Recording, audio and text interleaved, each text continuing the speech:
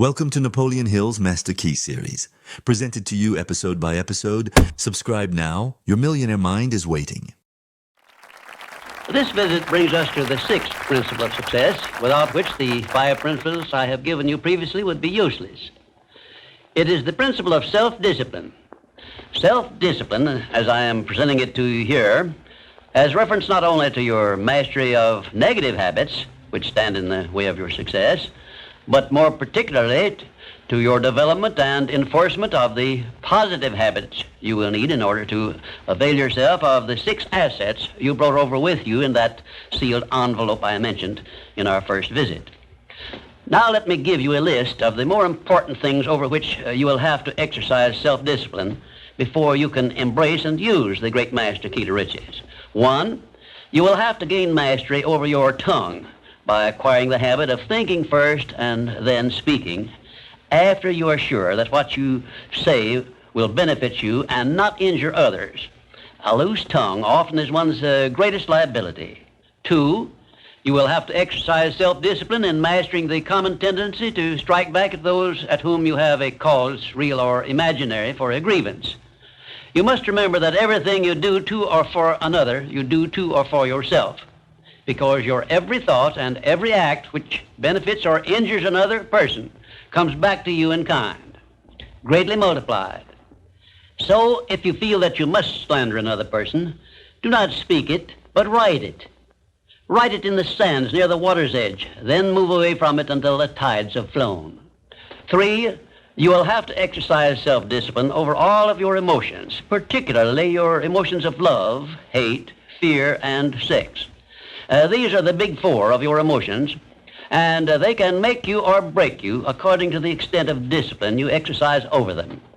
4, your mental attitude needs discipline and control at all times. Lacking this discipline, it can, and it often does, drive away friends, destroy opportunities to get ahead, brings on physical and mental illness, develops stomach ulcers, and makes peace of mind impossible. 5, I have reserved the emotion of sex for special mention because failure to exercise self-discipline over this emotion probably heads the list of all the causes of personal failure. The emotion of sex is the most powerful of all emotions, and it is nature's great creative instrument with which all species of living things are perpetuated. The proper means of self-discipline of the emotion of sex is transmutation, the control and direction of this great emotional feeling toward the attainment of worthy purposes, such as the fulfillment of one's major purpose in life. The great leaders, artists, orators, industrialists, and professional people have learned the art of sex transmutation through the proper system of self-discipline. Because of the delicacy of the subject of sex emotion, I am limited as to the information I can give you about it on this visit. But I have covered the subject much more in detail in some of my books. And 6, your stomach also needs discipline through the proper habits of dieting and fasting, because information on dieting and fasting should come from your own doctor. I will not go into details concerning them, except to call your attention to the need for knowledge on this subject. Personally, I attribute my sound physical health mainly to the habits of dieting and fasting which I have developed through the years.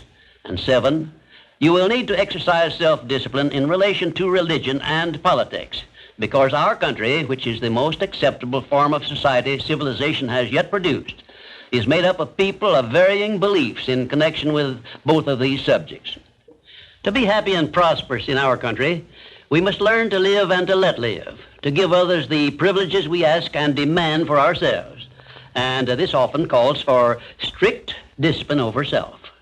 8, but I have reserved until the last my reference to the most important circumstances over which you must exercise the strictest of self-discipline if you are to embrace and use the great master key to riches.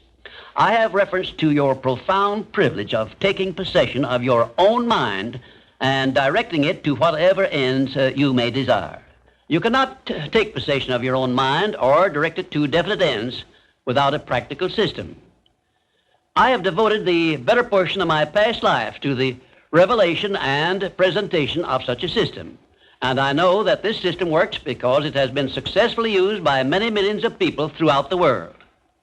The system is not only practical and workable, but it is so simple that anyone who is ready for it may master it and use it successfully.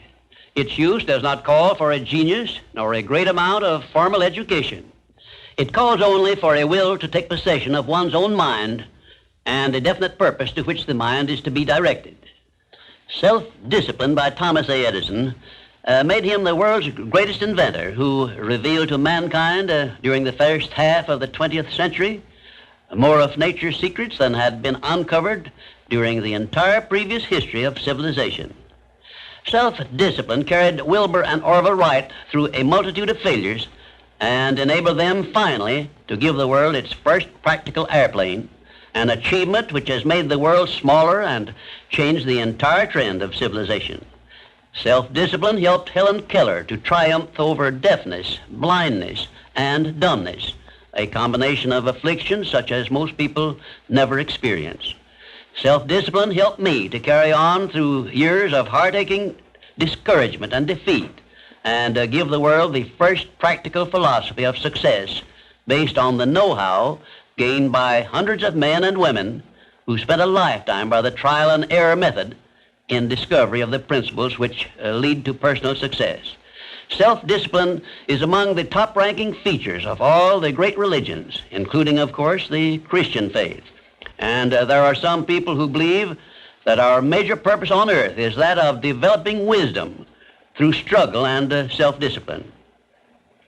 One thing is certain: no one ever becomes very wise without the aid of self-discipline, and no one ever finds peace of mind and happiness without the strict exercise of self-discipline. Self-discipline is the only means of transmuting sorrow into faith. It is the only means by which we may transmute hatred of others into the milder emotion of sympathy for them. It is the only means by which we may reveal and profit by the seed of an equivalent benefit which comes with every adversity and every defeat. It is the only means by which we may shut out of our minds the deadly effects of past experiences of suffering and unpleasantness. And it is the means by which we may discover that other self we carry around with us, that self which has great capacity for belief and does not become influenced by failure and defeat. Self-discipline can give us freedom from the fear of death, the most difficult to master of all of our fears. It can free us from the disease of hypochondria, the fear of imaginary illness with which so many people suffer and sometimes die. Self-discipline is the means by which we may think our own thoughts, live our own lives as we wish to live them, and remain forever free from the evils of fears and limitations which we have inherited from the dark ages before the dawn of civilization. The Creator never gives one an asset or benefit without passing along with it the means by which it may be embraced and used. Self-discipline, therefore, is the means by which the Creator provided us with a method of embracing and using the only thing over which we have unchallengeable control, the power of our own thoughts.